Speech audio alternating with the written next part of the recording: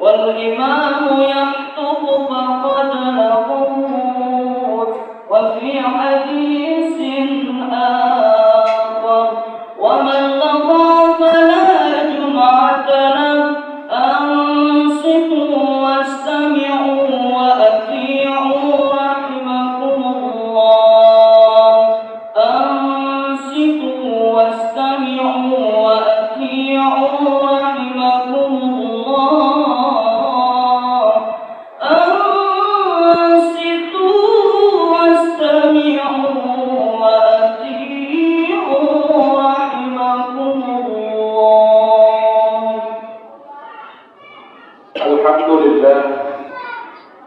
الحمد لله على نعمة الإيمان والإسلام.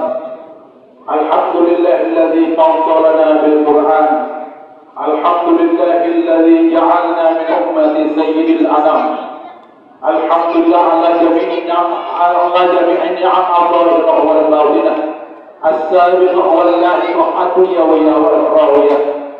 أشهد أن لا إله إلا الله وحده لا شريك له، وأشهد أن سيدنا ونبينا محمدا عبده ورسوله. اللهم صل وسلم وبارك على سيدنا محمد وعلى آله وأصحابه أجمعين. أما بعد فيا أيها الحاضرون، أوصيني وإياكم بتقوى الله فقد فاز المتقون. قال الله تعالى في كتابه الكريم: أعوذ بالله من الشيطان الرجيم. يا أيها الذين آمنوا اتقوا الله ولتنظر نفس ما قدمت لغد واتقوا الله إن الله خبير بما تعملون.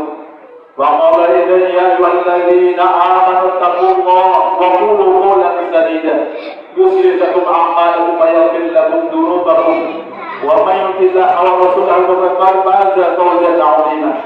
وقال رسول الله صلى الله عليه وسلم: جددوا إيمانكم إلى كيف نجدد إيماننا يا رسول الله.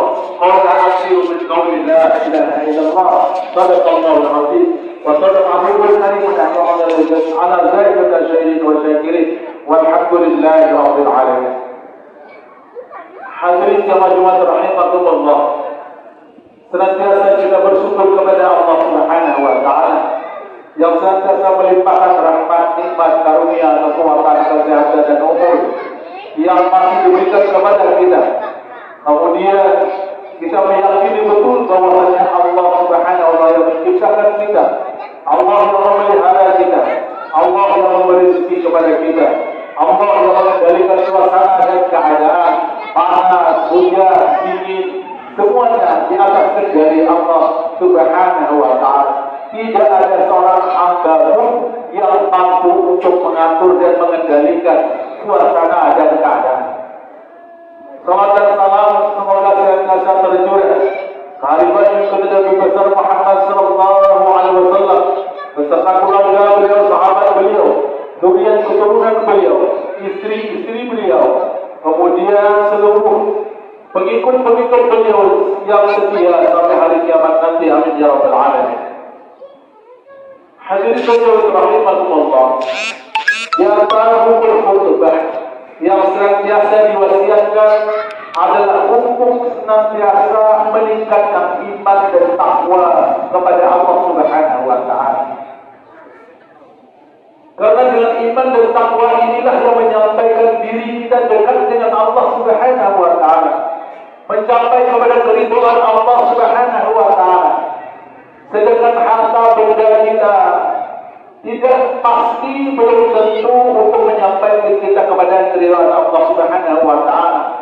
Kadang-kadang dengan harta kita pamer, kita berbuat riya, membangga-banggakan diri kepada orang, punya rumah yang mewah, mobil yang bagus. Kadang-kadang justru apabila kita tidak berhati-hati, justru akan mencampakkan kita kepada kemurkaan Allah Subhanahu wa taala.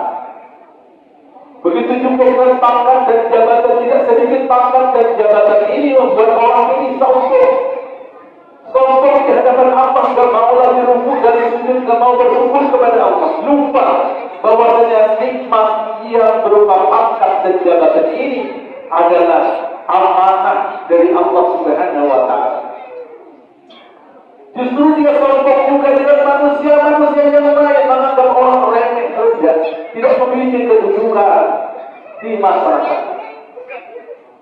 Namun hanya iman dan takwa inilah, apabila ada di dalam seseorang, apakah dia orang kaya, pejabat, orang miskin, rakyat biasa, maka dia akan menghadapi kehidupan yang tenang, nyaman, santai dalam kehidupan berhadapan dengan Allah Subhanahu wa taala. Sehingga saking pentingnya takwa ini, ada 245 kali disebutkan dalam kitab suci Al-Quran. Berulang-ulang Allah sebutkan.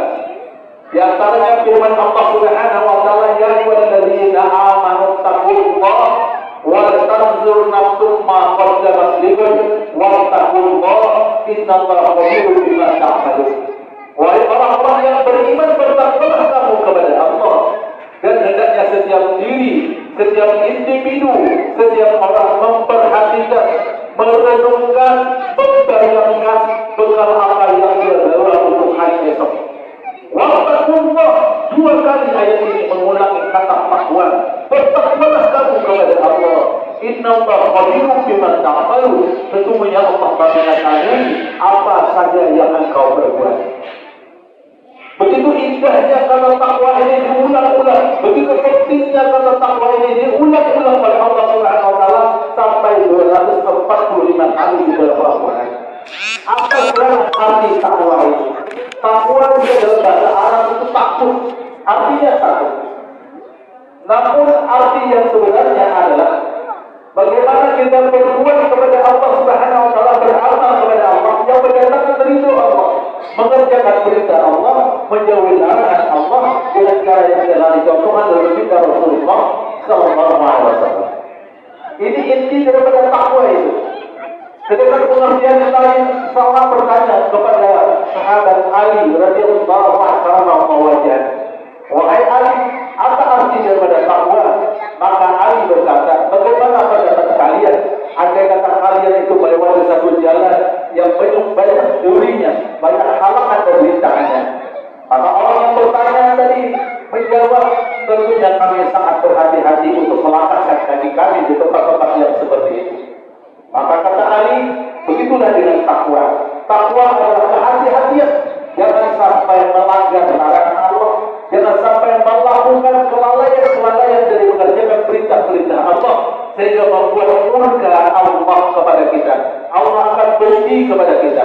Justru sebaliknya, semakin orang bertakwa, maka dia semakin itu berhati-hati untuk beramal. Apakah amal ini akan mendatangkan ridho Allah, apakah ini akan mendatangkan kemurkaan Allah.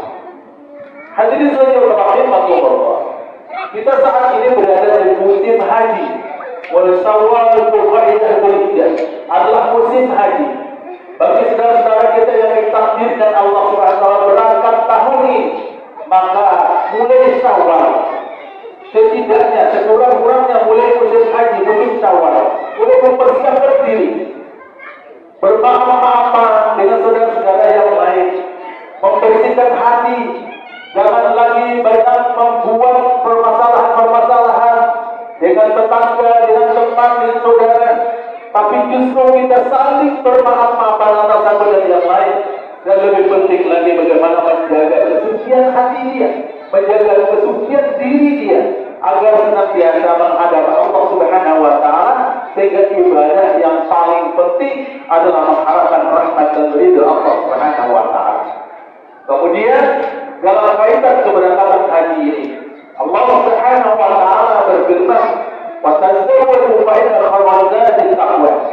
Pada waktu itu ada seorang yang ingin berangkat haji, berminta izin kepada Rasulullah, aku ingin berangkat haji, tapi aku hanya bertawakal kepada Allah, enggak tahu apa-apa.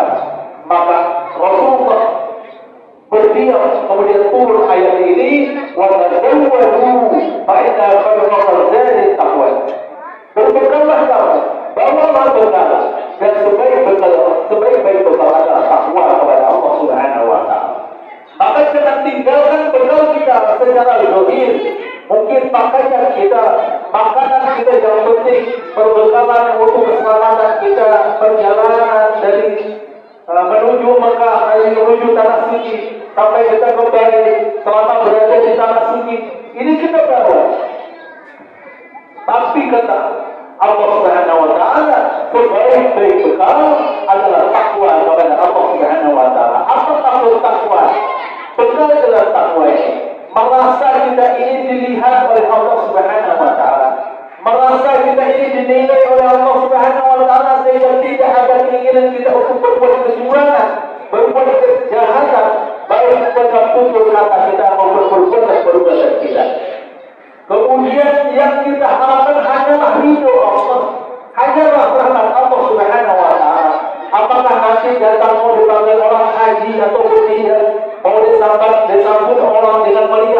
tidak ada sama sekali terlintas di pikiran dia yang dia harapkan apakah hajiku ini diterima oleh Allah ataupun ditolak oleh Allah.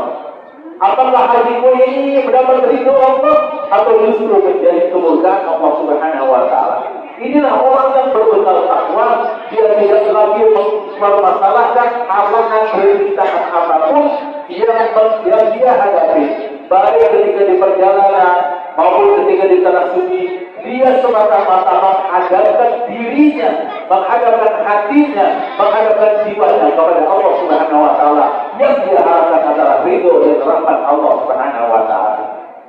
Kemudian di musim ini juga nanti kita dianjurkan untuk berkurban. Maka ini adalah tuntunan dari agama kita, walaupun ini sunnah saja, namun sunnah muakkad yang sangat-sangat ditekankan kepada orang-orang yang mampu. Sehingga Rasulullah SAW bersabda, "Wa man lahu sa'atan wa lam yuqim falyamut yahudiyyan aw nasraniyyan." Barang siapa yang memiliki kemampuan untuk berkorban, tetapi dia tidak mau berkorban, maka silakan dia mati dengan keadaan Yahudi atau Nasrani. Benar-benar ajaran Allah Subhanahu wa taala, ajaran Rasulullah SAW mengingatkan kepada kita bahwa secara finansial, secara kemampuan kita mampu membeli mobil yang ratusan juta, mampu kita membeli kendaraan yang ratusan juta, mampu kita membeli segala keperluan kita yang begitu mahal. Tapi kenapa ketika berkorban kita menjadi lemah? Padahal berkorban adalah adanya cinta kita kepada Allah Subhanahu wa taala. Sebagaimana firman Allah Subhanahu wa taala surah Al-Hajj ayat 37, "La yanalallahu al-quwwa wa la dima'wa wa la yanaluhu taqwa minkum." Allah sama sekali tidak menerima, gak memerlukan, gak memakan daging dari kurban kalian. Allah juga gak memerlukan, gak memakan darah kurban kalian. Tapi yang Allah perlukan adalah takwa di antara kalian.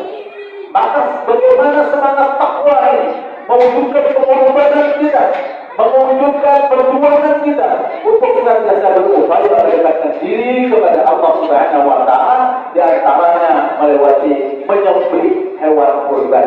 Gak bisa banyak, gak bisa sapi, mungkin kambing. Gak bisa satu ekor sapi, mungkin bergabung yang seperti yang digunakan di dalam fikih, dalam tuntunan agama. Walaupun ada yang membolehkan satu kambing itu untuk satu keluarga, mungkin kalau memang terpaksa tidak ada lagi kemampuan yang lain, maka barangkali dibolehkan di dalam syariat agama kita. Kemudian firman Allah Subhanahu wa taala dalam surah Al-Kautsar, "Inna a'tainaka al-kautsar, fasholli li rabbika wanhar." Sungguh kami telah memberikan kepada kamu nikmat yang sangat banyak. Maka berdiri atas orang semata-mata mengharapkan ridho Tuhanmu dan berkurbanlah. Mungkin dasar inilah disyariatkannya berkurban di dalam agama Islam, sehingga kita senantiasa merasa bangga dengan aturan-aturan syariat ini, dengan senang hati apabila kita memiliki kemampuan, apabila diri kita memiliki kelebihan, apabila kita memiliki kesanggupan. Mari kita sempurnakan iman kita dengan menyembelih hewan kurban pada hari tanggal 10, 11, 12, dan 13 Zulhijjah. Mudah-mudahan Allah Subhanahu wa taala berikan taufik dan hidayahnya kepada kita, berikan kekuatan iman dan Islam kepada kita, sehingga kita mati dalam keadaan husnul khotimah, kemudian hidup dalam keadaan sakinah, mawaddah warahmah dengan keluarga kita, kemudian kita mendapat ridho Allah dunia dan akhirat. Amin ya rabbal alamin. A'udzu billahi minasyaitonir rajim. Bismillahirrahmanirrahim. Inna a'tainaka al-kautsar fasalli li rabbika wanhar. Inna syani'aka huwal abtar. Barakallah li wa lakum bil Qur'anil 'azim wa nafa'ani wa iyyakum bima fihi min al-ayati wa dhikril hakim wa taqabbal minni wa minkum tilawatahu innahu sami'un 'alim wa qul rabbi ighfir warham wa anta khairur rahimin.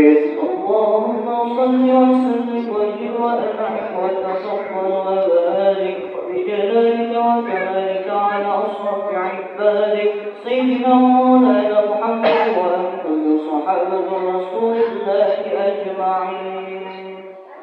الحمد لله الذي فصل يوم الجمعة على سائر الأيام الأسبوع. أشهد أن لا إله إلا الله وحده لا شريك له وأشهد أن سيدنا ونبينا محمدا عبده ورسوله. اللهم صل وسلم وبارك على سيدنا محمد وعلى آله وأصحابه ومن عبد عنك يا عباد الله اتقوا الله حق تقاته ولا تموتن إلا وأنتم مسلمون واعلموا أن الله صلى على النبي قديما فقال إن الله ملائكته يصلون على النبي يا أيها الذين آمنوا صلوا عليه وسلموا تسليما. اللهم صل على سيدنا محمد وعلى آل سيدنا محمد كما صليت على سيدنا إبراهيم وعلى آل سيدنا إبراهيم وعلى سيدنا محمد وعلى آل سيدنا محمد كما باركت على سيدنا إبراهيم وعلى آل سيدنا في العالمين إنك حميد مجيد.